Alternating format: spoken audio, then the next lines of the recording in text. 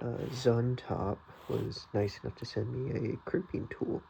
So if you don't already know, crimping tools are used to basically prepare and finish up making cables, specifically RJ45 or Ethernet cables. I mean, RJ45 is the one there, but you can also use like Cat5, 5e, Cat6 cables.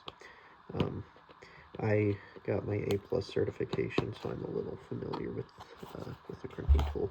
I'm gonna just pause so I can get this sticker off. Actually, I had a knife right behind me, so this is actually nice. It comes with a couple of cable heads. I don't know the exact names for these, but so basically you have your cable, you put it into these, that's what you crimp down, and then this is the cover that you put on top of it. This, quite frankly, I think is a cable stripper.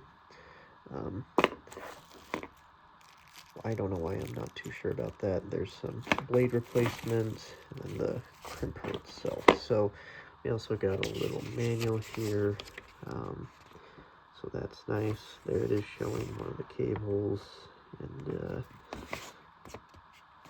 couple of things. There's the two different kinds, A and B.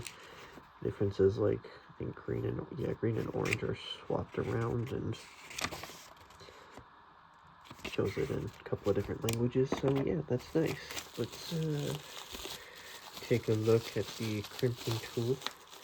There's the opening. So here it is. These usually make a nice sound when you cramp it together, but I think you actually need to have something in the tool to actually do it. So, but I mean, you have lock button, which I think, wait, why am I, oh, I feel dumb not knowing what to do, but got a couple of options here on how to use, again, the instructions that you can refer to, but so that's also nice that you have a little diagram there. So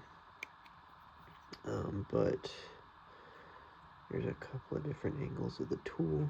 Feels pretty solid.